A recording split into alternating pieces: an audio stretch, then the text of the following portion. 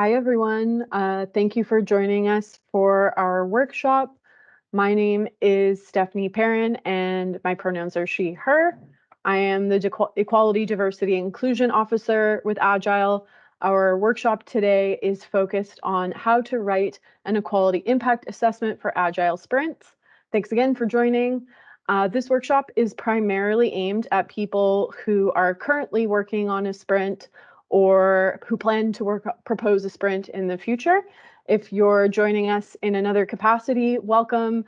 Your transferable knowledge, skills, and insights are very welcome. So our plan for today is to do an overview of equality, diversity, and inclusion with Agile, review an equality impact assessment case study, and we'll have time for a Q&A at the end regarding your own equality impact assessments. And by the end of the workshop, we're hoping that you will understand Agile's ambitions for diversity and inclusion in sprint research, why equality impact assessments or EIAs matter to sprint research, and how to conduct an effective EIA for an Agile sprint and use it to strengthen your research. And we know that researchers have many demands on their time. And while you may value equality, diversity, and inclusion, sometimes there are more critical issues that need to be addressed, including often planning for contracts and income.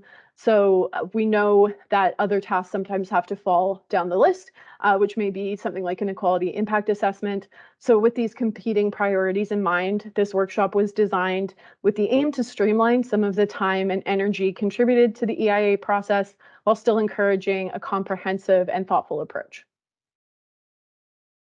To start, I thought it would be helpful for us to make sure we're on the same page with our terminology. These definitions I'll share are pulled from Agile's Diversity and Inclusion Plan, which I'll speak about more in a moment.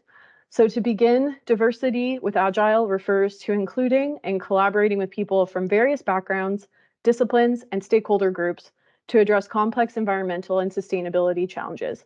It encompasses not just diversity in terms of race, gender, disability, sexual orientation, and socioeconomic backgrounds, for example, but also diversity of expertise, knowledge, and approaches.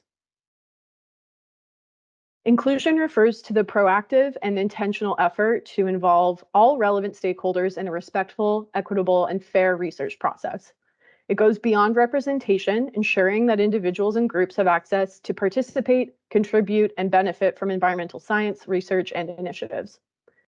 Inclusion emphasizes the importance of diverse perspectives and voices, particularly those traditionally marginalized or underrepresented in environmental decision-making and scholarship.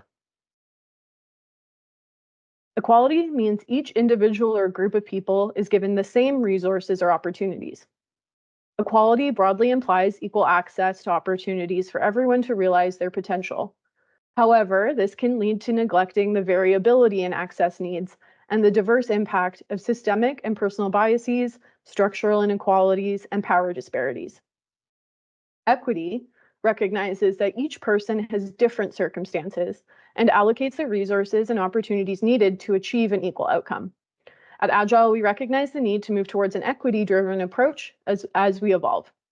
This approach would include tailoring resources and opportunities to specific needs and positions to help researchers achieve equal outcomes. Agile has its own diversity and inclusion plan, as I mentioned, and that outlines values, commitments, and actions to enhance diversity and inclusion over the remaining years of the Agile Initiative.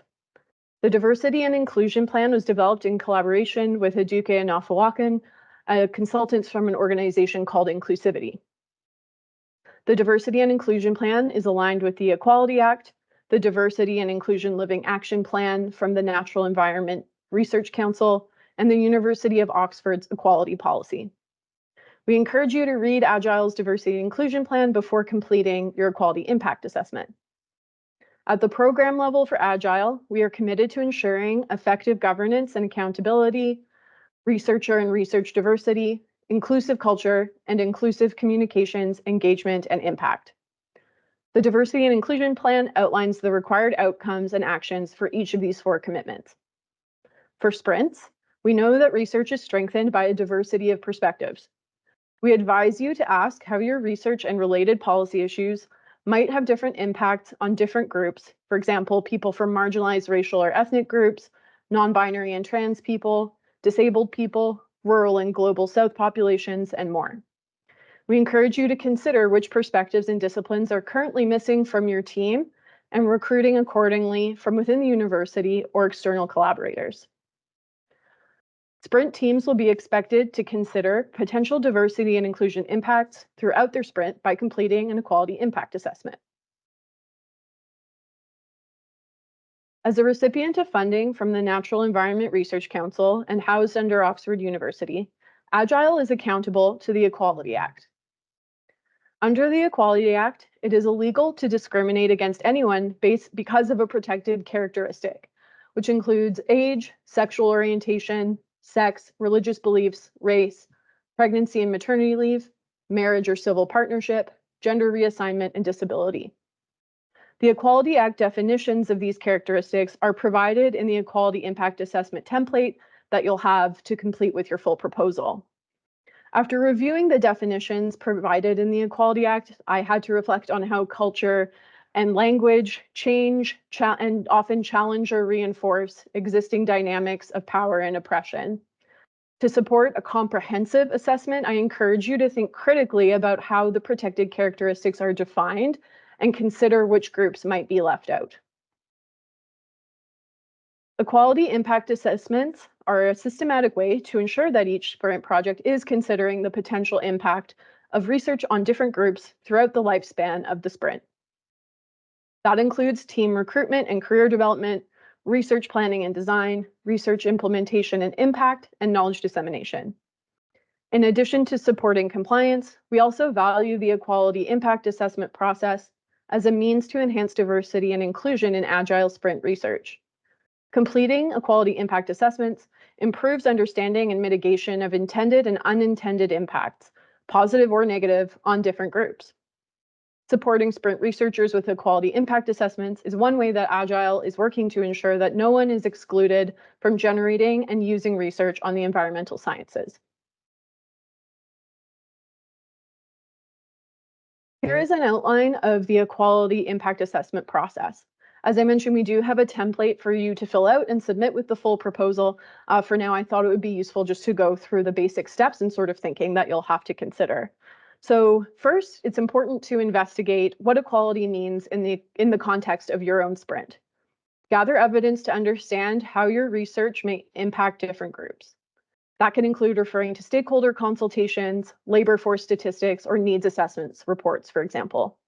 If you do not have all the data or evidence that you need, this is the step where you can come up with a plan for how to gather that information. When you have a good sense of how equality is important for your sprint, you can dive into more detail by identifying potential positive and negative impacts on the different groups that your research focuses on. Information about the potential impacts will allow you to take the next step to plan actions. Decide how your team will mitigate any unintended negative impacts and enhance positive impacts. Next, consider how these actions can prioritize and integrate inclusion throughout the sprint. That takes us to the next step, which is to delegate amongst your team the roles and responsibilities for implementing, monitoring, and documenting the actions you've decided on. Those are the first key steps to complete the EIA that will be submitted with your full proposal. When your sprint is underway, we encourage you to review and update the EIA regularly, especially when there are new equality considerations, such as engagement with a new stakeholder group or the addition of a new member to your team. Your EIA will be reviewed more formally during your 6-month and 12-month check-in meetings with the Agile Engine Room. So it's one thing for the Agile team to tell you that why EIAs matter, but we thought it might be helpful to share some insights from researchers who have completed the process. We recently worked on an equality impact assessment with Dr. Katrin Wilhelm and Dr. Ilana Singh, who are co-leads on a sprint that is under development in the co-creation phase. Their team kindly agreed to offer their research as a case study for our workshop today, which we'll get to shortly, and we'll end the talking portion ahead of the workshop. So here are a few of the lessons learned from the team about why completing the EIA process matters for sprint researchers. This team found the collaborative process with their partners generated new insights about their specific stakeholder groups. The collaborative development of the EIA was also an opportunity to assess the different levels of knowledge among their team members about equality, diversity, and inclusion. The team recommended drawing on the resources and knowledge available in your team, as well as your department and division. If there are EDI staff or committees, contact them, and you can also reach out to me at any time. The team notes that there were challenges when it came to addressing all the potential characteristics listed in the EIA, and this was a learning opportunity for our team as well. So I will emphasize that we do not expect each sprint project to address the needs of all groups. We've made some edits to the template to clarify that we want the EIA to be an opportunity to reflect on the needs of different groups that your research may focus on or unintentionally impact. The team also found it useful to be reminded that the EIA covers impacts on the research team itself, as well as the stakeholders and partners who may be impacted by the research. The sprint team shared that the EIA facilitated discussions about short-term and long-term impacts of the research. This was challenging at times because we understand it's difficult to anticipate what the long-term impact may be, whereas the short-term impact is often a bit clearer. If you run into this challenge, it may be useful to return to your theory of change. The team pointed out that the nature of inclusion may change in the lifespan of their project, which is exactly right. As mentioned on the previous slide, sprint teams are encouraged to regularly review their EIA and consider if further updates, actions, or changes are needed. So we'll move on to the more interactive portion of the workshop, which is the case study. And as I mentioned, this example was offered by Dr. Katrin Wilhelm and Dr. Ilna Singh from their own research. So I will read out the summary that I've offered here, and we'll use that to try to answer some of the EIA questions as a group using a Miro board. And after our group has reviewed and sort of worked through the questions, I can share the real responses provided by the sprint team, which offer some really strong examples. So to get us started, here's the summary of the research. The project aims to enhance the UK government's educational strategy on climate change and sustainability, addressing the risk of exacerbating climate-related mental health issues among youth. The challenge faced is threefold. Strategic work in policymaking and in research only rarely intersect between climate change and mental health. Therefore, relevant knowledge exchanges are not yet contributing to shaping evidence-informed climate education strategies. Methods to mitigate risks of negative mental health impacts of climate education on students and educators, and to maximize positive impacts are often poorly evidenced and understood.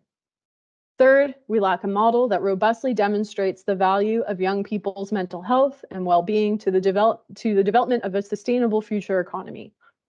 Recognizing climate change as a profound concern for youth well-being in the future economy, the project aims to address these challenges with rapid evidence synthesis, a tailored set of recommendations, and a framework to guide future evaluation designed for use by policymakers. So we've worked through our case study, and here are the answers that were offered by the sprint team in the EIA that they've submitted.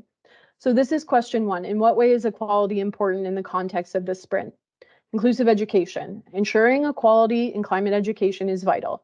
Providing all students, regardless of background, the opportunity to learn about climate change and sustainability, thus empowering them with the knowledge and skills needed for the future. Addressing disparities. Climate change impacts communities differently, often exacerbating existing inequalities. An equality-focused approach in the sprint can help tailor education to address these disparities.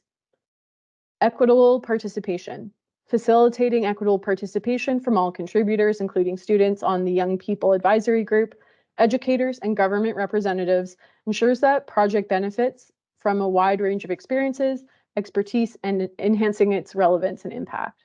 The next question was number 2. Does the sprint positively or negatively, or have potential to positively or negatively impact any one group based on age, race, or socioeconomic status, for example? So we just picked those particular protected characteristics because just to give you a sense of a couple of protected characteristics in the template, you'll have a table very similar to this one with all of the protected characteristics listed.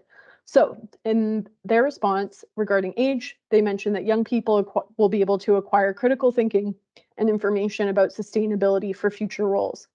On the negative impact, they felt that older contributors may find digital collaboration platforms less accessible due to unfamiliarity. On race, they mentioned value and include diverse perspectives through co-design and employment of culturally sensitive decolonial research practices. So that's a good example of some thinking about the research design itself. On negative impact, they mentioned a lack of consideration about cultural sensitivities and language barriers could create barriers for contributors from diverse racial and ethnic groups. So on the action side of that, you might want to think about translation and interpretation services. On socioeconomic status, they mentioned that considering complexities of lived experience can generate more accessible and relevant research. And on negative impact, it was overlooking complex lived experiences could result in research that is not accessible or relevant to stakeholders. So the next step from this table would be identifying the actions, which is our next question. Please describe the actions to eliminate negative impacts with the sprint. Please reference groups by age, race, or socioeconomic status.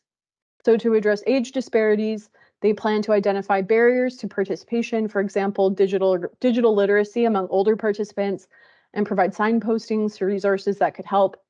To address race disparities, they want to ensure research materials are culturally sensitive and relevant to the participant demographics. And they also will offer virtual participation options or cover travel expenses for those unable to afford them, ensuring everyone has the opportunity to engage regardless of financial status. So these are some summaries. They offered a really thorough equality impact assessment, but this gives you a sense of the types of information and detail that we're looking for through the equality impact assessment.